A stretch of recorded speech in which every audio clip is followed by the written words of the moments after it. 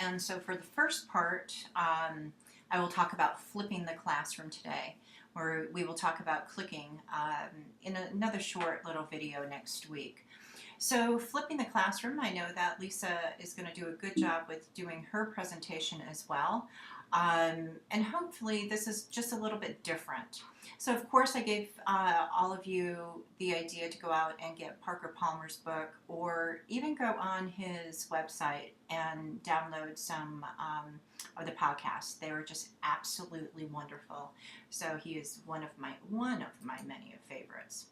So my question for you all is I'm going to set this up as if I'm walking into a class, and I asked you to view the video for last week that we would be talking about this week. So the Khan Academy does the following, and I would ask for your answers, and I do this via clicker, but we don't have to do it via clicker. So you go through, and which one do you think? Say it, to yourself. And then what I would do at this point is, because there's one, the way that you put the questions in there, there is one best answer. However, I would say that people are going to answer very differently, and to encourage peer-to-peer learning, I would flip it over to the class. And so I would say, well, that sounds great. It looks like we have whatever 30% A's, 30% B's, 20% C, and the rest are D's. How about if you get together in a small group, just people around you, for the next 5 minutes and discuss this? What do you think the Khan Academy is all about, and how does that go into the topic that we're talking about? For you all, it would be flipping. And so I do encourage you at some point to do small group activity within the class, if you have time, to talk a little bit about what exactly is the Khan Academy coming from. Why is this such a great idea, or maybe not a great idea, and have you all do that. However, for time, I'm going to keep going here. And so the students, or you all, are talking about that, and you gather them back together, and what you do is a little bit of a mini lecture. So I would go into, why are we talking about a flip model? And it would be a 5 to 10 minute lecture. And so that's what I'm going to do for you right now, is to show you the mini lectures and then what I do with them. I'm just going to go through the outline here. We're going to go through it briefly. But the flipped classroom, it's been around for a long time. Flipped is just a term now that's being thrown all over in education. But really the concept is easy. The concept is that we're doing something different than what most of us and how most of us have been taught, which is to incorporate some technology, to incorporate different learning models. And that's key, especially in higher education, and I will get into that in just a second.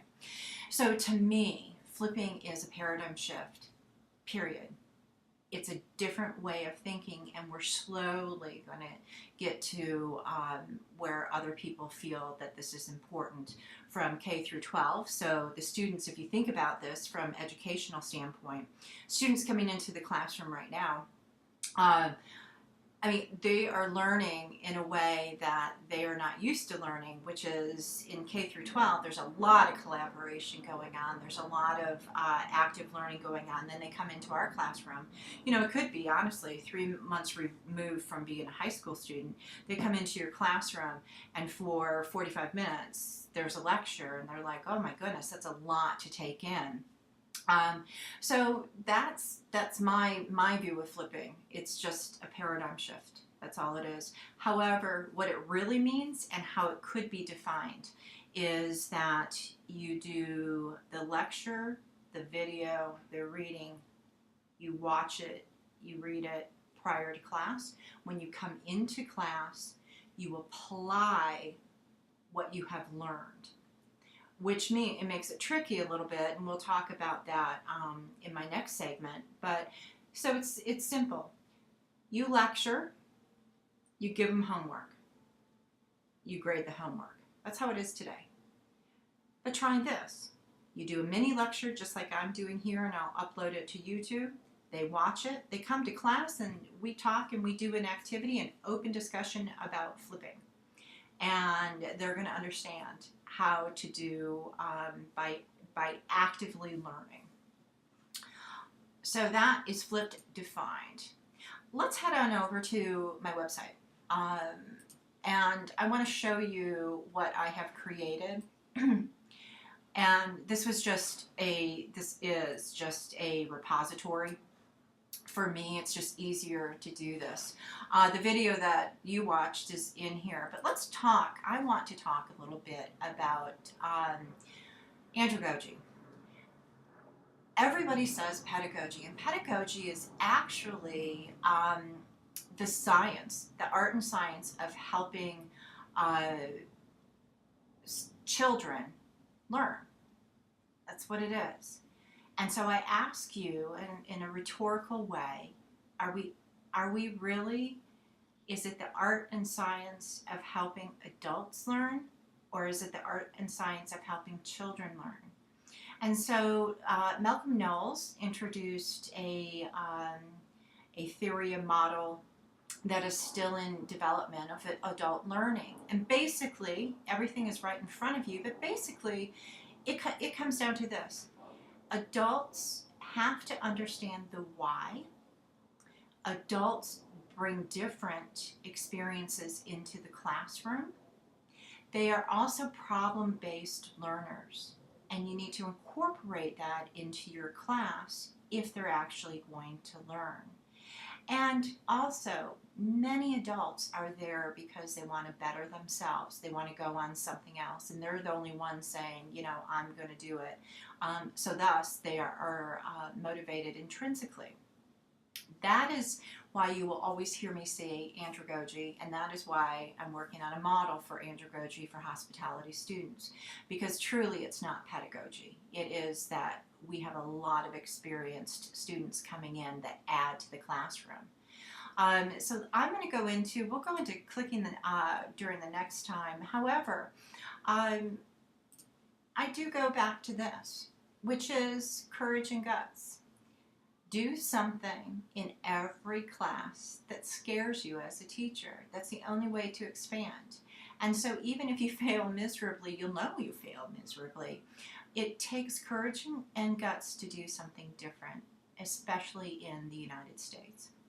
It takes a lot to go into a classroom and flip it. So do it just section by section.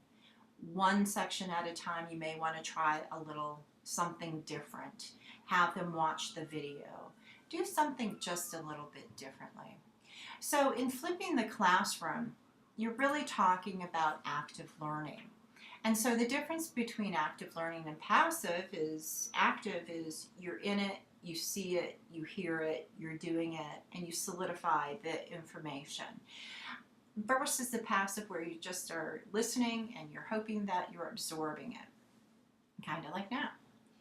Experiential learning, however, is really, in the theory, it really puts together all the different disciplines, psychology, philosophy, physiology. So you're talking about some well-known theorists.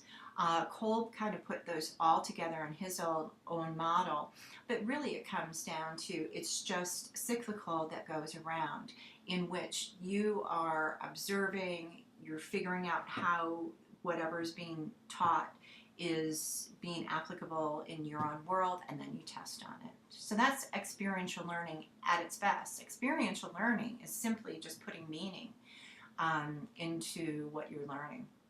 It doesn't mean that you have to do. Just-in-time learning, this is on-the-fly learning. There's some really good articles that I uploaded, and they came from the hospitality side. But really, just-in-time learning, this is learned. Just-in-time is more of you are a facilitator. You, on the fly, can help a student learn by giving some examples or you can, like I said, on the fly, have them pair off and talk about the subject quickly. Peer-to-peer learning. This is something that is very important, and when I talk about clickers, it is essential in how you set up your classroom. Peer-to-peer learning, peer-to-peer or peer education is simply this, is that we like to learn from each other. And we like to do from each other. And so I know Lisa's going to talk, or has talked about this, so I'm going to move on to transformational learning.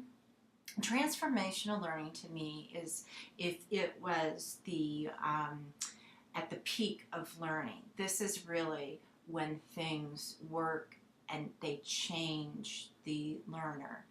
This area you tread very softly and you need to know what you're doing. However, one thing about transformational learning is that you could very easily use in what you do is journaling. And they could do blogs, they can do wikis, they can do things like that that help in the transformation of what they are actually applying in real life. Let me talk a little bit about hospitality students, because I didn't do that ahead of time. Kane's model of motivation is an excellent model to follow in hospitality. And when I was doing design, would do the ARCS model. Wonderful, wonderful model to follow as well for motivation. But here's the deal. Think now. Get a clear picture. Who is in your classroom? Yesterday, I looked at, because my class was split, half went to the library and half stayed in class.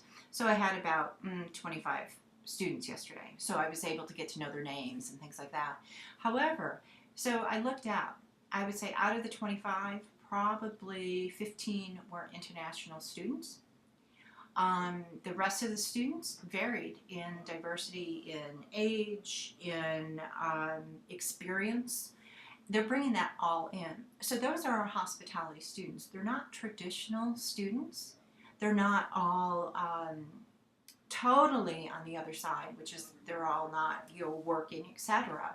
And so we have all of this stuff going on. You have the laptops, you have the texting underneath, you have everything that you have to incorporate with our hospitality students. And remember something, is that hospitality students are in our classes for reasons, right?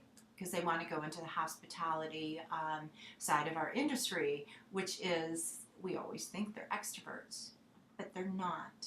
And so you need to be aware that in your classroom, although you're going to ask that they do activities, just know that the introverts don't want to participate, and that's okay.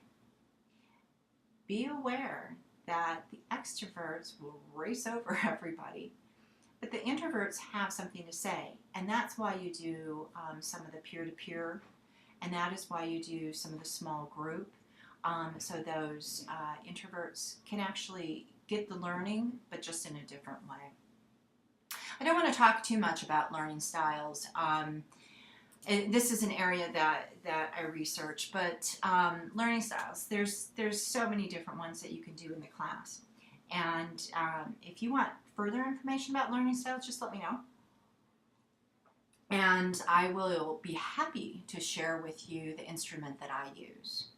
I did put in this because I did this for the where we were, because this is a mini lecture, if you will. We talked about peer-to-peer, introverts, extroverts, and dealing with that same person that talks in class.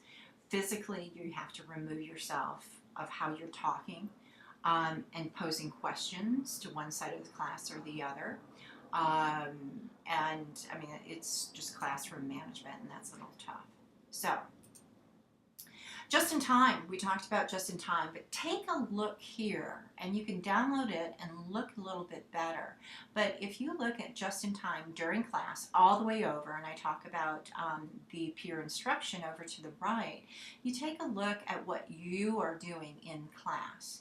And so this is part of the clicking, but think about what you do in class, during class, and what you incorporate into those classes for active learning. And that's it. Good teaching cannot be reduced to technique. Good teaching comes from integrity, identity and integrity of the teacher. And so with that, go forward with courage and guts and do something different.